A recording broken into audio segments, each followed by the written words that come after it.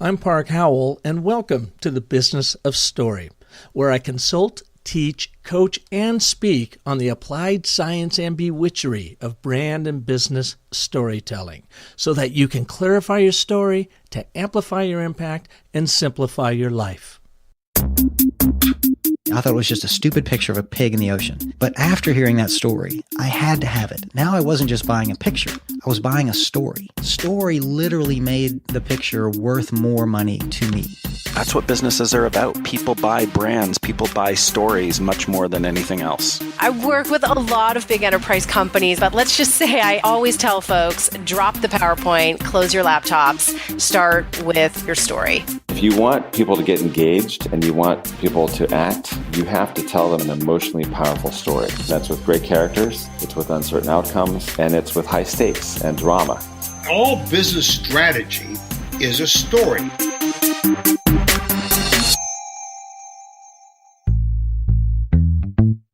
Father's Day wasn't too long ago, and Michelle gave me the new book by David Christensen called Origin Story, A Big History of Everything.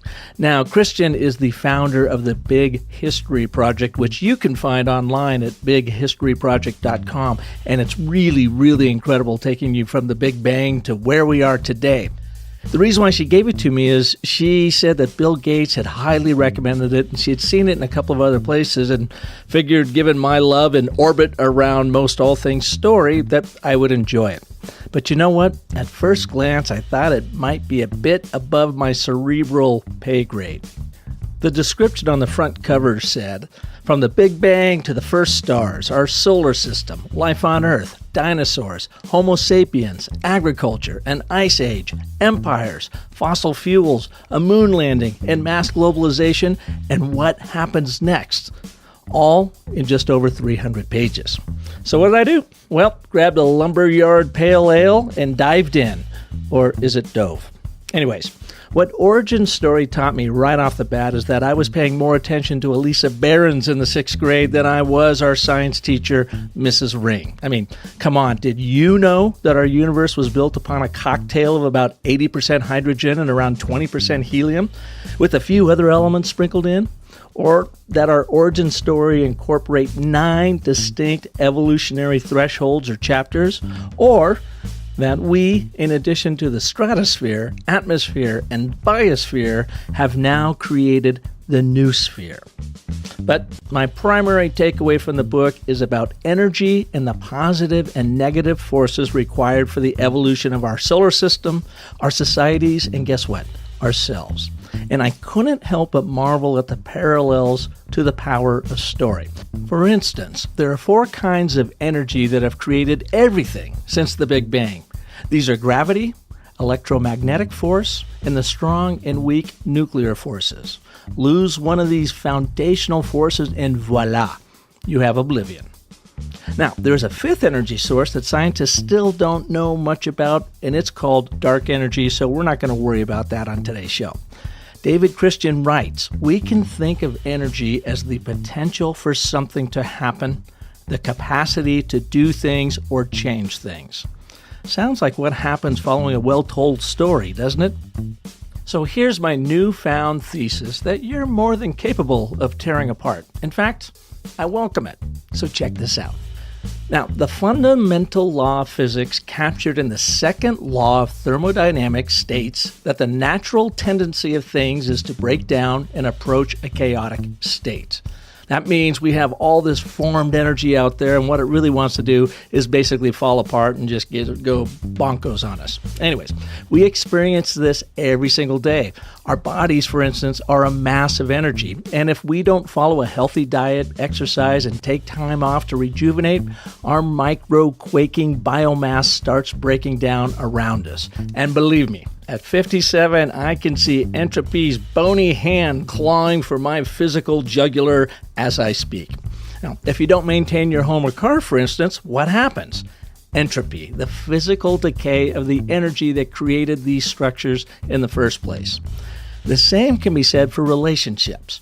No matter whether a friendship, romance, family, or colleagues, if we don't keep providing the effort to maintain what Christian describes as free energy to maintain these structures in a healthy state, the destructive forces of heat energy take over and entropy ensues. He also talks about the third kind of being that we have become in our evolution. In addition to meat-eating carnivores and plant-eating herbivores, Homo sapiens are now information-consuming informivores. In fact, it is our collective learning over the past few years, an eye twitch in the time of the universe, that makes us uniquely human and has been responsible for the rapid acceleration of our species, both in the understanding of our natural world and our technical prowess to bend it to our will. But are we going to break it? Are we breaking it? And ironically, do we have the smarts and will to fix it? This is the question Christian asks at the end of Origin Story. My aha moment that came from this book is thinking about story as raw energy. A great story has gravity that firmly plants you within its narrative sphere. Story has a kind of electromagnetism that attracts and binds together even disparate minds through a shared experience and can create a nucleus of camaraderie to make things happen. Remember what Christian said? We can think of energy as the potential for something to happen, the capacity to do things or change things. That's exactly what evolved business leaders use story for, isn't it? And story has strong and weak forces, like our universe's nuclear forces, to push and pull you through an experience that is happening in your new sphere, your sphere of human thought that has emerged from our collective learning. Then I wrote my own law of business storytelling dynamics. It goes something like this. Story thwarts the fundamental law of interpersonal physics regarding the natural tendency of human relationships to approach a chaotic state, especially in organizations, because stories function like free energy, structuring and shaping the molecules of meaning our mind requires to fight the foe we fear most, entropy. Okay. Before you sound the geek alert and run for your sanity, let me stop right here and tell you who is on today's show and why it matters. Now, to be fair to Paul Skah, our guest, I recorded his interview about a month ago, before Father's Day. But after reading Origin Story, I thought his approach to brand and business storytelling provides some of the ideal, quote-unquote, Goldilocks conditions, as David Christian would call it, which are the elements and the conditions you need to help craft and share stories with real power to shape your universe. Paul specializes in the psychology of decision-making. He knows what nudges us to choose washing powder A over washing powder B. He uses his knowledge to help companies sell more or sell the same for more.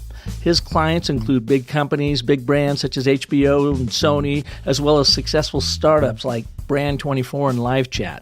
He's also the author of 3 best-selling books, as in Marketing Book of the Year best-selling books, and a public speaker sharing his story wisdom all over Europe and now appearing in the U.S. In fact, I caught Paul for this interview following his keynote at Social Media Camp in Vancouver, BC, Canada's largest social media conference. On today's show, you'll learn about the gravitational pull of the so-called mental magic circle found in your business storytelling and how you can use it to great effect.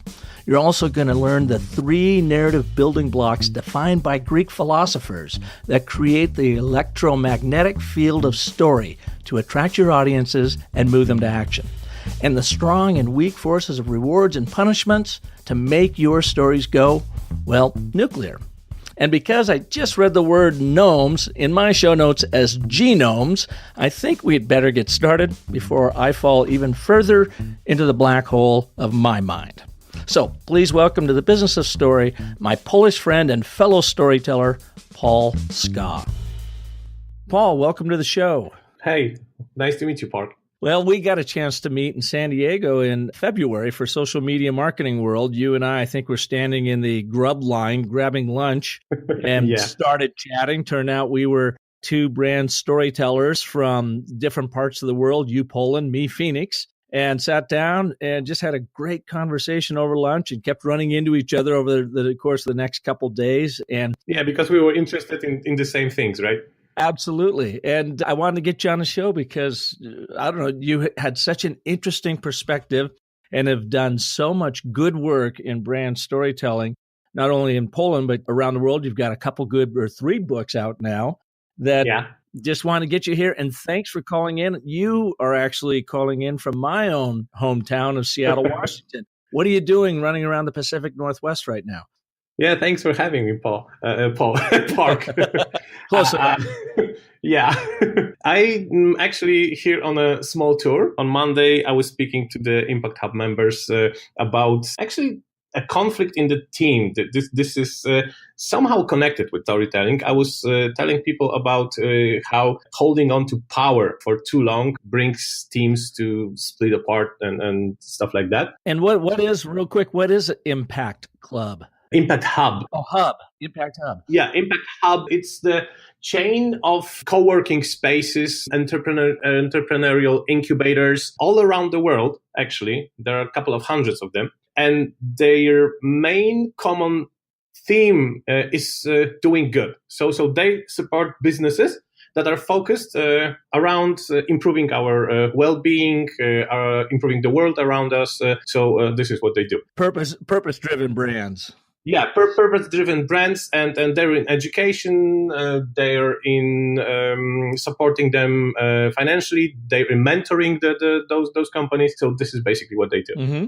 And you were there speaking about leadership? It was not exactly about leadership because they have many startups and founding teams in startups tend to fall apart because of some differences. And I was actually speaking about those differences. How many of them can you avoid? Should you avoid? Because there are some that are actually useful. And what can you do so that your founding team does not fall apart? And do you use storytelling in that? Yeah, there were many stories because I started with the story of the Microsoft founders because I was in Seattle, basically. There were 3 of them. So there was Bill Gates, there was Steve Ballmer, and there was Paul Allen. And Allen got kicked out of his own company by the 2 because of the reasons I was talking about.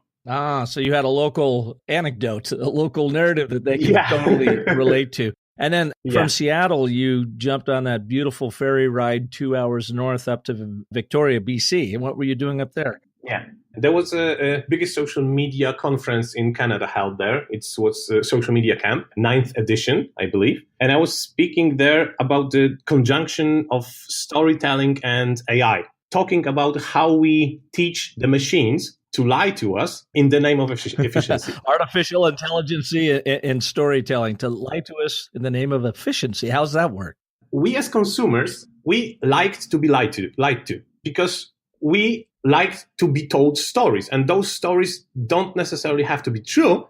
All it takes is that we need to believe in them. For example, I don't know, you buy a can of Coke, and you hear a story that there was some famous artist behind designing the can, and you value this can more. You are willing to pay more for it. So this is what we people do to sell. You've obviously had an experience with used car salesmen who are talking all kinds of different things to you in order to make you believe. And we are teaching the machines the same techniques in the name of efficiency. These are the chatbots you're talking about? Yeah. First example, you ask the chatbot, are you a chatbot? Because people want to deal with the real people. And the truthful machine will tell you, yeah, I am a chatbot. And you'll get a percentage of people who will just drop the basket. They will say, okay, I'm not dealing with a chatbot. I will go. In the name of efficiency, you change this answer and you say, no, I'm not a chatbot. Right now, for the consumer, it's easy to tell because you test it, you chat with it for a while, and you know you are dealing with a chatbot. But in a couple of years, maybe, those conversations you have with the chatbot will become indistinguishable from the real thing. So you will have more efficient machines because they lie to you. But chatting is still, you are kind of vigilant when you are chatting because you don't know who is exactly on the other side. You don't put complete trust in it, and so on and so on. But you trust your eyes. And we have this thing called generative AI that is able to generate movie frames, and it's not repurposing the stills from other movies. It's just telling you a story. And the moment we are not able to trust our own eyes, because what we see is generated in front of us and it's indistinguishable from the real thing, will be a dangerous day. And you were talking about that at the social media camp in BC. Yeah, I was trying to scare them off. Well, let's step back now from AI and the future dystopian world of storytelling that we're all running into. I'm being facetious here. Paul, let's go back to your life growing up in Poland. You are the product of parents that were in the publishing business. Is that right? And is that how? Yeah. Take us back to a time in your life when you realized that storytelling was, going to be a thing for you. Well, my parents, they still do. They own a publishing house back in Poland and in the US. So I grew up between the countries, basically. So when I was a teenager, when I was attending a high school, I knew exactly what I wanted to do in life. I wanted to be a graphic designer with a specialty in typography. So designing letters.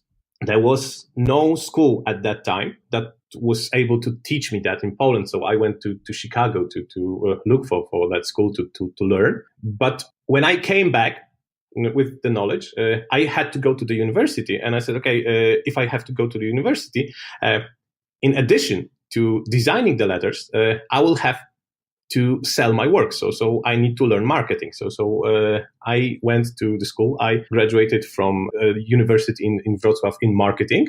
And then I did MBA also in marketing at University of Limerick in Ireland. And then I started my own company. During the MBAs, even I started my own company. And there's this great book. I know you've probably heard about it. It's called E-Myth, the E-Myth. Oh, yeah, I had him on the show. He came out with E-Myth 2 on the show about a year ago. So the basic premise of the book, for those who haven't read it, is that when you love doing something, starting a company that is doing it is the worst idea on earth. The worst idea you can have. Because the moment you start a company, you stop doing what you love. Because if you, baking cakes, and you start a baking cake company, and you grow, then you will have to do taxes, you will have to hire people, you will have to, advertise, do all this stuff, except for baking cakes. So the other side of this idea is if you love something, get hired and have somebody pay you for doing what you love. I wish I knew that when I started my own company. Because the moment I started my own company, I stopped designing things. I had to handle marketing. I had to handle hiring. I had to handle taxes and all this stuff. This is the moment I learned what I cannot do, what I suck at. So this is the moment I learned about hiring a team, getting a team, maybe not even hiring, because I treat them as my co-workers. The people who are strong in the places where you are weak. So this is the way I thrive today. I know my weaknesses, and I have people who just step in and they take care of things, because I cannot handle taxes. I cannot handle money. This is not what I do. I'm a brand strategist. I'm more into consumer psychology than into finances. Yeah. So you didn't get to do the fun stuff of the artistry and the work. You had to run the darn company, and you need to go and find people to do that for you. That's true. And then we started designing things. Yeah, we were still a designer company back in 2000. But our customers, when they came to us for the design of the website, design of the brochure, and we asked them, what do you want to have on the website? What do you want the brochure to say? They said, isn't it like kind of your job? And we say, no, we're just graphic designers. But it struck me back then that people just don't know, and they expect other people to know, because they like me. They like to bake cakes, and they have no idea about marketing. So we started doing strategy. We started dwelling into the consumer psychology, because if I was to describe myself today, I wouldn't even describe myself as a storyteller because storytelling is just a part of what I do. I specialize in consumer psychology, in the psychology of making decision precisely. So what we do boils down to nudging people from choosing wash powder A over to choosing wash powder B. And all this stuff is happening inside the head. And when you know how the decision is made, when you know how this process works, you can optimize it on many levels. And storytelling is just one level in which you can optimize it. I like that because that is your unique brand position in the world of branding and brand storytelling and design, as you specialize in the psychology of making a buying decision. Yeah. And as you said, storytelling is one vehicle in order to get inside someone's head to get them to do something. It's a very powerful vehicle, but then design plays a big part of that, visual storytelling. So interesting. And by the way, Paul, as you're flying back to Europe, if you want to have a follow-up to the E-Myth, you can listen to Michael Gerber on the Business of Story show number 74. He's got, a new book out as of last year, Beyond the E-Myth. So I read the E-Myth too when I first started my own agency back in 1995, and it was very helpful, but I was falling into the same pits that you were finding too. Mm-hmm. It's one thing to start selling your capability, but then when you go expand that capability, you end up being the administrator of it and you hire people around you to do it. And that's sometimes takes away from the power of the capability of your agency. And it certainly takes away from the fun, as like you and I may have experienced, that once you start running the thing, it's not nearly as much fun as writing the stories or doing the design work. That's true. And I'll definitely will. I'll have a 10-hour flight. So I'm listening to back episodes of your podcast, but I'm around episode 24. Yeah. Well, you're coming up. You're right around episode 147 for me or something like that. So when I look back at 74, I go, wow, we've added a bunch more since then. So yeah, much of catching up to do. So growing up in a publishing family, did that have any impact on you to first, think about design typography? And what sort of impact, if any, did it have on you as a storyteller or a brand storyteller? It showed me that, first off, book authors are not super people. This is something, I don't know, when I published my first book, people started treating me differently. Mm-hmm. Because, you're a book author and so on and so on. And it became a best-selling book. It won the Book Marketing Book of the Year award and so on and so on. But people started treating me differently after I've published my book. My business grew after I've published my books. The big companies started to come. It was 2011, I think. But my experience growing up is I came in contact with book authors all the time, and they were just normal people. And this came as a surprise for me because I didn't see it coming, this much difference in the way people treated me after I have published a book. So this is one thing I learned. The other thing I learned is publishing a book is just a small, writing and getting it published is just a small step, because then you have to market it, then you have to talk to people. There's the whole process behind it. This, I don't know, I think it might seem obvious for the people who are listening to us right now, but I was 15, 16 back then, and it was totally new for me. So the other thing I did, because I grew up in the publishing industry, I knew everything there was to know about book marketing and how to do it and what's done well and what's done wrong in this market. And the other thing I did know when I got to publishing my own book was I didn't want to do it by myself, so no self-publishing. And I didn't want to do it with my parents because I wanted my book to be appraised and I needed a benchmark. So I needed somebody to tell me, okay, this is a good job. The book you wrote, it's actually good. My mom would always tell me it was good. You can't trust mothers, can you? Yeah, you can trust your mothers, but they're no good benchmark right. when it comes to business, right? So I found myself a publisher, and I gave them my book. But then I said, I want to handle all the marketing by myself. And they were okay with that. They were actually delighted with that. I took away some work from them. But then 2 weeks after the pre-sale of my book started, the CMO of the publishing house, he called me and he said, Paul, we need to talk. And I said, uh-oh, there's something wrong with my book. And he said, no, quite the opposite.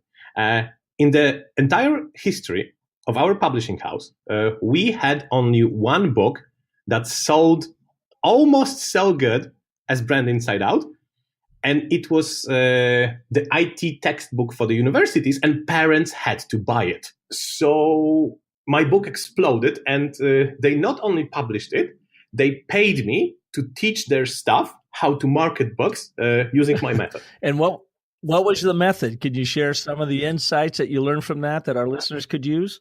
It's not a rocket science, or at least maybe, okay, I'm biased in some way. It is a rocket science, but my book back in 2011 had its own landing page. I did collect the mailing list before, so I had like 10,000 people in the mailing list. I gave prizes and bonuses to people who ordered the book during the pre-sale, and I used mostly email as a communication tool because back in 2011, I don't think even Facebook was present in Poland. So this is what I did. And it sold extremely well. And the publishing house, they never did that. They had an e-commerce store when they sold all the books under, one website. They did some promo, but they based it on press and the TV. And 2011 was the year when it was slowly but steadily began to lose reach. It lost its reach to popular websites and so on and so on. So these are some of the tidbits. Then there was copywriting. There was obviously a good story behind it. And all this resulted in my book becoming a bestseller, becoming the marketing book. So what you talked about back in 2011, 7 years ago, is kind of common practice now for book publishers. Yeah. But it was new then. You went out and really took it upon yourself, rely solely on the publisher to make this happen. You went out and did what you knew about branding, marketing to sell your book. And the publisher woke up to that going, oh my goodness, could you come in and teach us how to do that? Yeah. And it was funny because I like competition. So I trained the team, and then I had my second book already in the pipeline. So with the same publisher.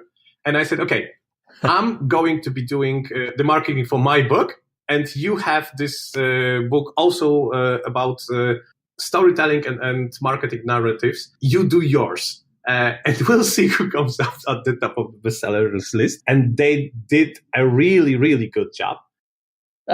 You still beat them at their own game. Them at their own game. That was your game that you taught them to make their own game. No, it was my game. So, yeah.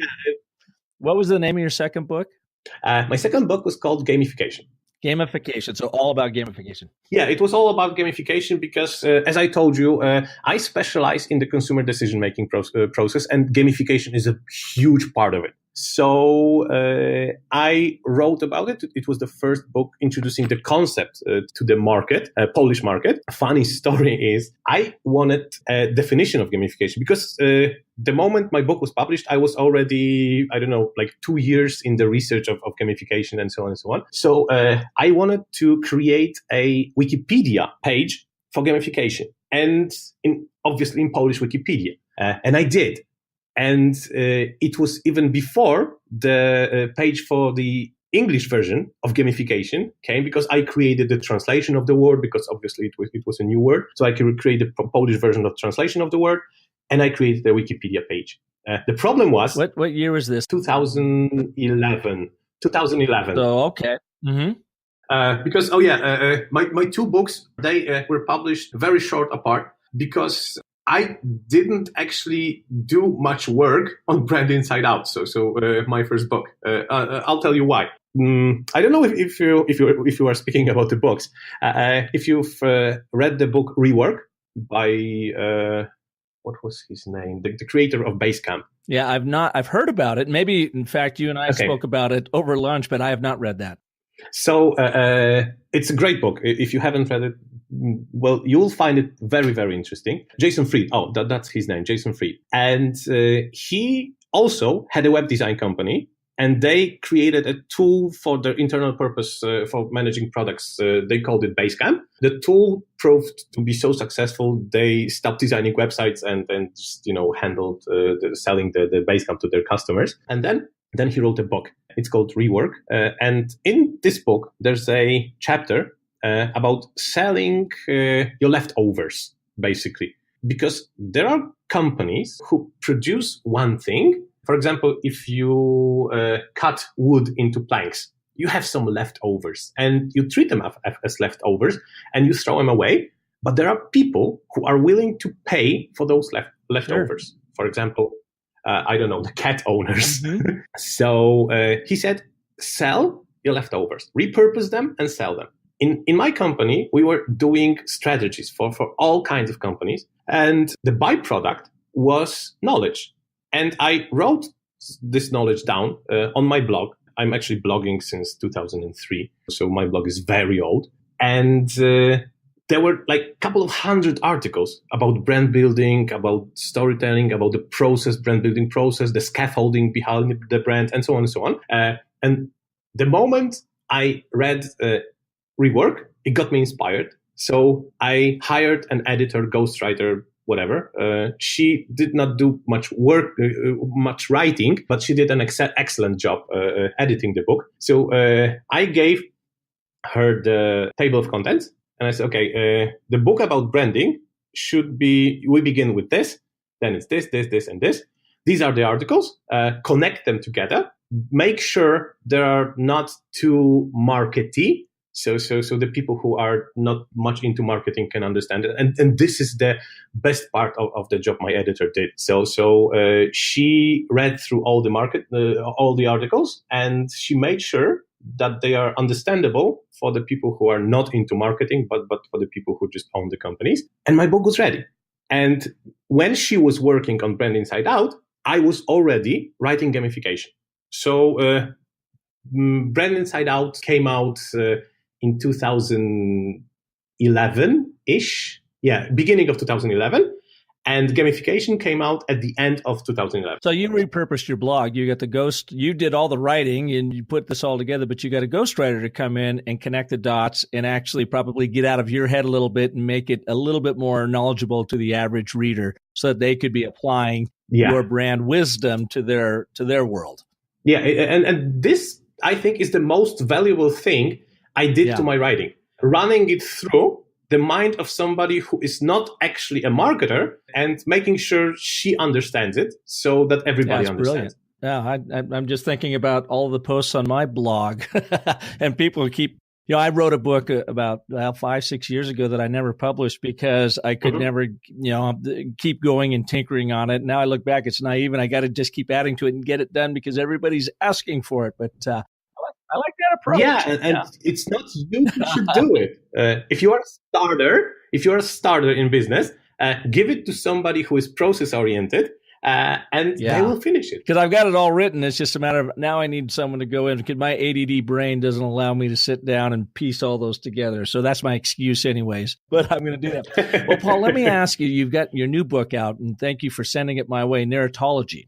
And I enjoy that. So now this is one that really focuses on storytelling. And when you and I met, again, social media marketing world, and I've been following you and reading this book, I was thinking so much in my mind of you as a brand storyteller, but that is really just one element of what you do. As you define it, you really help and understand the decision-making process in your customers so that you can get them to move. Narratology, of the 3 books you've written, is really focused on story structure, and how to use it. Why did you decide to write this book? It's the brainchild of gamification because gamification, it focuses on the methods and techniques, the game mechanics that we use to affect the behaviors of people outside the context of the game. So this is the definition. This is how we use it. We use it to motivate people. We use it to inject fun into things that are not fun. But a huge part of this motivation process is something that in game design is called the magic circle. The magic circle is the narrative structure of the game, and the magic circles. There are couple types of them. So there's physical magic circle. It's like when you enter a field, you play football, soccer, basketball, whatever, and you enter the field. You cross the line and you enter a physical space in which different rules apply than the rules of the outside world. So if you play soccer, you cannot touch the ball with your hands. You could do it outside the white line, but the moment you cross the white line on the grass, you cannot do it anymore. So this is the physical magic circle. There are representatives magic circles. So these are all the board games. You play chess and you imagine it to be a battle. There are two kings, there's queen, there's bishop, and so on and so on. So this is a battle, but it takes place on the chessboard and not in the outside world. But you are focused on the chessboard. And the third type of magic circle is the mental one. So it doesn't even exist in a physical space, but say you're in line at McDonald's and there's another line to the next cashier, and you see a guy and you wonder, I wonder who will get their burgers first. And in your mind, the game is on. The guy on the other side, he doesn't even know he's in the game. He doesn't know he's competing with you. He can, break the rules by just, walking off or switching the lines. And you say in your mind, hey, you can't do it. But he doesn't know it because he doesn't know it. He's in the game. But we have this concept. And the concept of magic circle, it increases motivation. But you know what else increases motivation? When two boys are kicking the football behind their building or in the backyard or even in the field, they say to one another, I am Ronaldo and you are Messi.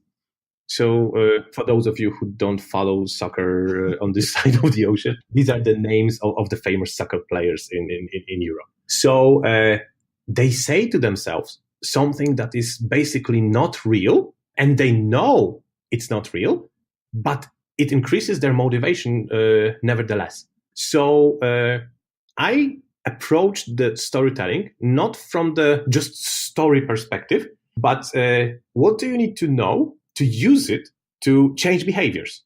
So narratology not only focuses on the story, it teaches you about the story, about the techniques of the storytelling, but it also teaches you about behavior psychology. It teaches you about all the stuff you need to know to use stories. So not only create stories, but use them in some way in your. And so, Paul, are you saying that story is kind of a form of the mental magic circle? So you named three of them. You've got the physical magic circle, and that would be a football field, be it a soccer field or an American football field, a baseball field or whatever. So you've got the boundaries, and that's physically you step in there. And I've never thought about it that way before, but as soon as you step in there, all new rules of reality apply that do not apply when you cross that line. That's a really interesting concept. Then you have the represented magic circle, which is like a chessboard. But even that is you are crossing a boundary onto a chessboard, and what happens on that chessboard? And entering the world of a story, right? And by the way, which is very metaphorical, chess in particular,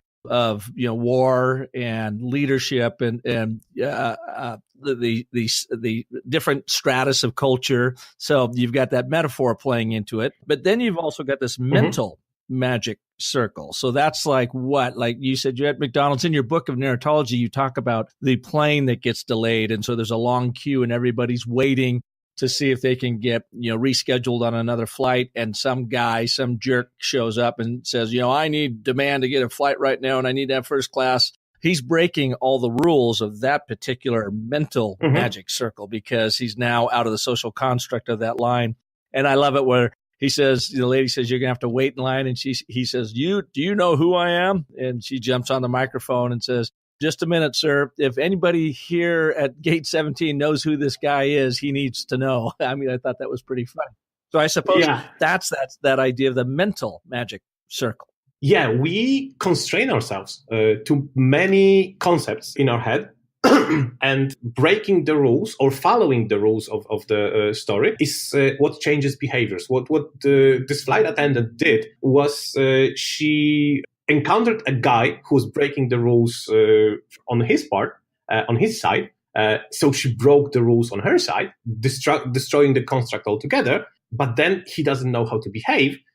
because the reaction he hoped to achieve did not happen and will not happen in this shattered and world without rules. So this is using storytelling for negotiation techniques. So this is one of the things also you can do storytelling for. But when we are talking about the magic circle, this is very, very closely related to what we both do as storytellers, because we construct worlds. And the better the world we construct is, the more motivated people who are entering the world are. So in just pure storytelling, we do it, for the sheer joy of the audience, but you can use the same techniques to engage people more, to have them enjoy the game more, because the playing field you were talking about, the baseball field, the football field, whatever, you can tell a story about that, about the surroundings, about the people within, apply all the rules from your method to tell a story about the particular people in the playing field, why you should listen to them, and so on and so on. And you have people bend to the rules because of the story. And so you are really creating that mental magic circle in people's minds as you tell them a very vivid, specific story, because they are conjuring up those images in their brains. And even within that story, you can change the rules because you have them imagining what could happen. What if? So if it's an innovation story in an organization, you're trying to get people to change, you tell them a story to invite them into this magic gamified circle of their mental being able to picture the theater of your mind, if you will, to say, here's where we are. Here is what has changed. And therefore, we need to do this in order to get there. So we need to break the rules or break the cycle or break what we've been doing here and try this something new that you get them to believe in, and proof out as they do it, to ultimately get them to a higher, better place. And in essence, you are tapping into that gamified brain and the mental magic circle that you conjure up through the stories you tell. Yeah, exactly. You tell them the world has changed around you. You explain how it changed through the story. And then you say, okay, so we need to change as well. And then people How change. have you been using this in your brand work? Now, you work with some really great storytelling brands, HBO, Sony, Diners Club International.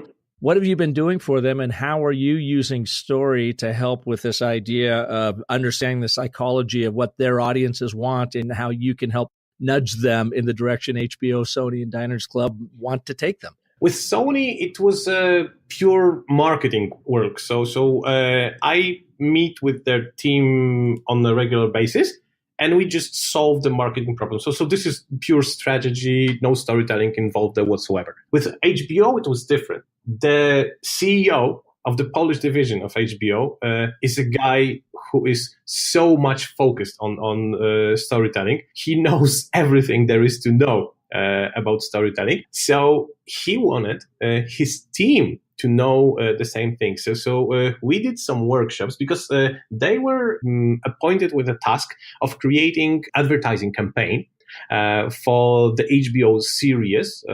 And, HBO is great at telling stories. So the advertising for the best storytellers should also be a class of its own, right? So we did workshops on the storytelling techniques, on the advertising, and so on and so on.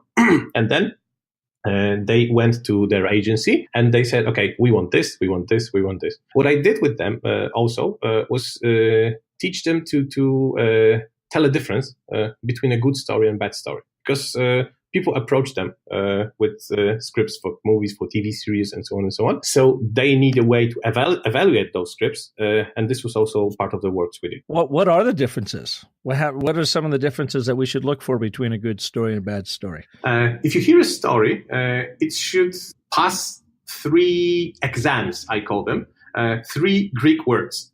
So the first Greek word is peripetia. Peripetia means obstacles. What? Peripetia. Say that again. It's in Greek, so I can write it down for you. Translate it through Polish into English for us, will you? No, it's Greek. So peripetia means obstacles on a way. Okay. Obstacles. So a good story has good obstacles, and it implies in order to have good obstacles, you need to have a good hero, a goal, and obstacles are something between him and the goal. If you don't have a good hero, if you don't have a good goal, the audience will not be interested in the obstacles on the way to the goal. So these three need to be done. So this is the first thing. So you judge the peripetia on the basis of how good the hero is, how good the goal is, and how good the obstacles are. So all the things.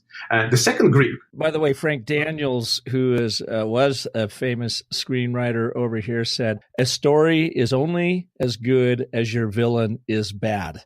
So True. that might play very into that. Exactly. So you might have a hero, but if he doesn't have a goal that's worth pursuing, and if he doesn't have a villain that is worth watching being defeated, then you don't have yourself a story.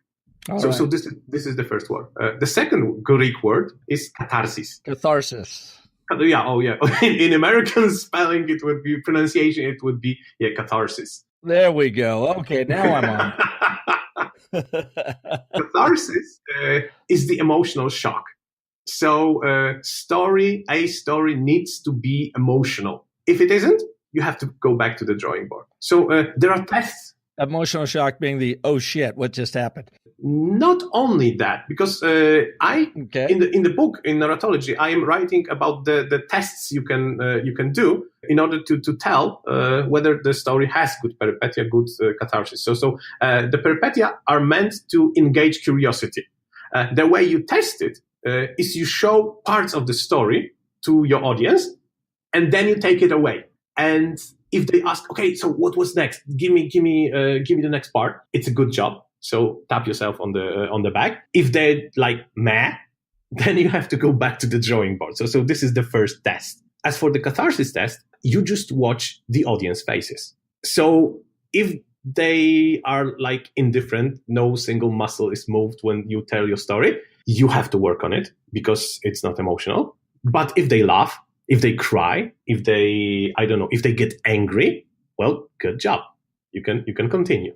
And the third Greek word is anagnorisis. I don't know if you've heard of it, but this is your oh shit moment, because in the storytelling, we define this as the aha moment. Mm-hmm. They are Greek words because it was the ancient Greeks who have it all figured out. So anagnorisis is the moment either your protagonist is surprised, so somebody reveals his true identity. It's like Darth Vader saying, I am your father, right?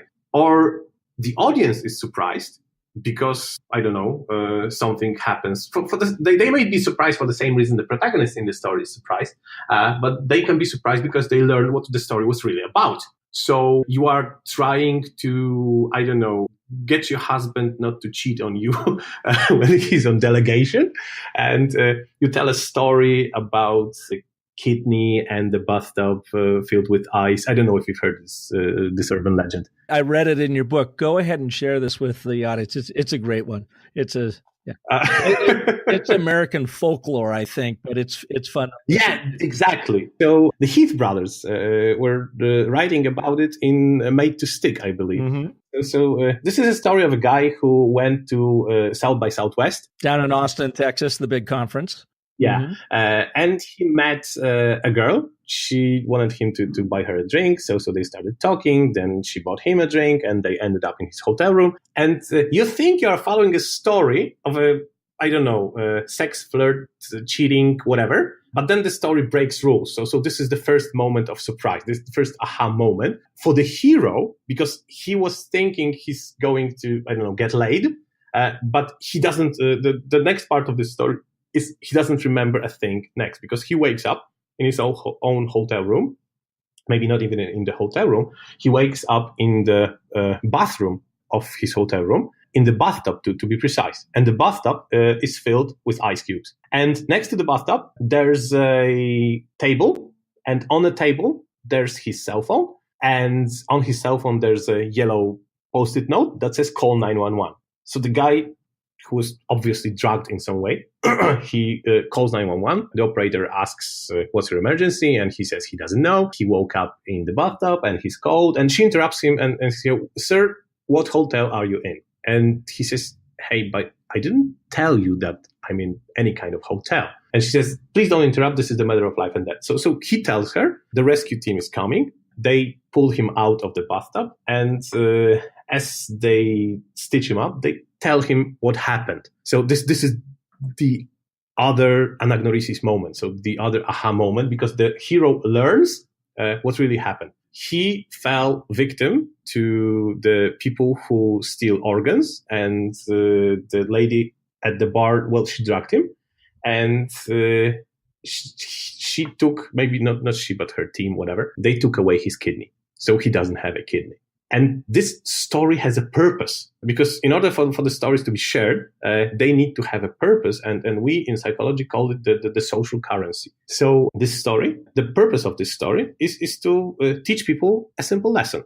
Don't cheat on your wife on the trip to conference, South by Southwest, whatever. But if this warning was passed in its just the simplest of forms, so wife telling husband, please don't cheat on me, he will just nod his head and say, okay. But in his mind, he would go, why the hell no? But the moment you are telling a story, first you get your audience interested. So they are listening about the peripetia of this guy. They have the moments of surprise. And the final moment of surprise is when you learn what the story was really about. So you should not cheat on your wife, or you should not cheat on your husband. You should not cheat on your spouse, because and this is another thing. The reasons that are not entirely true, because this is a myth, an urban legend, this story, this never happened. And there's a research proving it. But the real reason people are afraid of cheating on their spouses is not the cheating act itself, it's the inevitability of being caught. So the final sentence of this story is the most difficult moment of getting home from South by Southwest, is explaining to his wife what happened to the kidney. And then you get this moment of enlightenment and say, yeah, I probably shouldn't do it, because there's no way I can explain what happened to my kidney if this happened to me. Total busted. Yeah. And it plays on that moral pillar of sanctity. If you think about it on several levels, so the sanctity of the relationship in the marriage, the loyalty of that, he's obviously blown that. The sanctity. But what if you don't have it? That's my point. If a spouse can count on your loyalty, she doesn't have to sell the story to you. But if she or he suspects that, your loyalty is not where it should be, or you don't have it at all, they will sell you the story, and you will not cheat, but not for the reasons you should not be cheating, but because of fear. So you achieve the change of behavior, but not for the reasons that you wanted them to happen. But all that interests you is the change of behavior. So this is actually also an example I used when talking about lying machines. So we can teach the machines to lie to us in order to achieve greater efficiency, even in the name of the greater good, like the sanctity of marriage. But it's still lying. This never happened. This story is not true. It's effective, but it's not true. Right. Very, very powerful. I mean, you go back to the mental magic circle, because when you tell that story, any listener can be right there and go right along with, oh my God, this happened, that happened. But when I was talking about the sanctity pillar, that's what makes it so powerful, is we are ingrained with, one of these moral pillars of sanctity. So it's sanctity of protecting the relationship first and foremost. It's then sanctity of the body. So the lady that stole his liver obviously stepped over that boundary, that line of the sanctity of the body. You might even argue then the sanctity of being true to yourself, that the guy got out of his head. He might have been a good guy, but got, caught up in the wrong place, the wrong time, with the wrong booze, the wrong woman. And, one thing led to another, obviously. So it's interesting because it just plays off of that sanctity pillar, but it's such a fascinating story because you could picture it going, all the way, all along. Could you imagine just losing a liver in a hotel bathroom in Austin, Texas? And then explaining that. Yeah, but you could go on without the kidney, but without liver, not so much. So I guess any body part at that point is just like, ooh, gives you the chills. Paul, how can people learn more about your great work? And it's just really fascinating, from your branding work, your ideas on gamification, to now narratology that's just coming out. Where can people learn more about you? And when will you be back in the States? Maybe they get a chance to even see you in action. I plan to go back to the States in July, but mostly for the sightseeing purposes. And I don't think there are any conferences in July, because in Poland it's just a dry season. So that's why I'm coming here. But if there are any conferences in July and you would like to see me speak on them, just hit me up. My email address is Paul, Paul, at Paul Skah, PaulSkah.com, www.paulskah.com. That's my email address. You can just Google Paul Skah and you will find everything about me. And if you want to read some of my book, because it's not ready for the prime time in the US yet, but I have like 3 or 6 chapters available for free. So go just to Paul Skah /narratology, .r. And I think we'll post a link to it in the show notes, right? Yep. Oh yeah, we'll definitely have the links there. Yeah, just click the link in the show notes and you're on your way. Paul, if our listeners could take away 3 things today on how to become a better storyteller right now, as soon as they stop listening, what would you tell them? I would say first, learn to measure whether your stories are effective. Because the 3 tests we were talking about, I believe it to be the most important thing in storytelling. Because if you want to learn to become a storyteller, for whatever purpose, you need to be able to distinguish your own work being good from your own work being bad. So the 3 Greek words, the 3 tests. So whether the story has a good peripetia, the obstacles, adventures, call it as you will, whether the story has good catharsis, so the emotional impact on the audience, and whether the story has this anecdosis, so we call it the aha moment, so the moment the audience learns something new. And if these 3 tests are passed, then you have yourself a good story. Hero, goals, obstacles, emotion as they go after that, and then finally that aha moment at the end. And folks, I'll put the names of those, I'll put the actual spelling of those words in the show notes too, so that we can all understand what they are. Yeah. In that way, you can iterate your work. So you can do it once more, and each iteration is better, because if you cannot tell the good work from the bad work, you will iterate with the same quality. But if you know what went wrong in your previous iteration, you can become better. And this is what it's all about. Excellent, Paul. Well, thank you so much for taking time out of your busy schedule and your stay in the Pacific Northwest, for being here on Business of Story. Thank you for having me, Park. It was a blast. And I look forward to hopefully seeing you, if not in Poland, but back in San Diego next year for Social Media Marketing World. That'd be great fun. That you can be sure of. Excellent. I want to thank you all for listening to this edition of Business of Story. If you've enjoyed this session with Paul, share it with somebody you know that could benefit from his great wisdom around buyer psychology, gamification, and certainly storytelling. And if I can be of service to you, you know where to go. businessofstory.com. I've got a ton of tools and tips there for you that you can download for free. Also get your DIY brand story strategy workbook. It's only a $45 investment. And I can tell you that investment has made millions for people that have put this to work for themselves. And if I can be of service to you, reach out. I'm at park@businessofstory.com. Until next week, when we will have another amazing story artist like Paul here for you. Remember, the most potent story you are ever going to tell is the story you tell yourself. So make it a great one. Thanks for listening.